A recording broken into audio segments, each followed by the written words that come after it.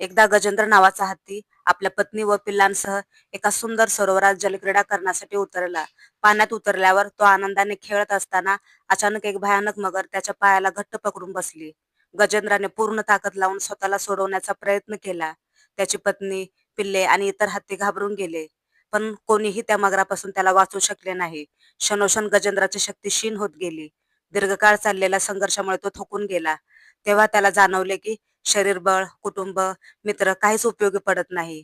खरी मदत फक्त ईश्वरच करू शकतो.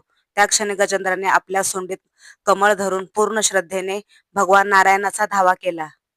हे नारायणा, मी तुला शरण आलो आहे, मला वाचव. भक्ताची आर्त हाक ऐकताच भगवान विष्णू वैकुंठातून गरुडावर आरूढ होऊन त्वरित आले.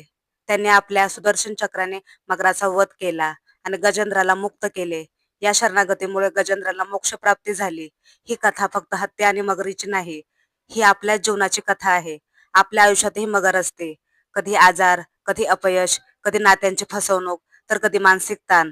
आपण हे गजेंद्रासारखे आधी स्वतःच्या ताकदीवर, ओळखीवर, पैशावर, माणसावर विश्वास ठेवतो. पण जेव्हा सगळे मार्ग बंद होतात, तेव्हा एकच मार्ग उरतो, श्रद्धेचा, शरणागतीचा. देव तुमची परीक्षा घेतो, पण तुम्हाला कधी सोडत नाही. उशीर झाला तरी मदत येते. जेव्हा मी संपतो, तेव्हाच तो प्रकट होतो.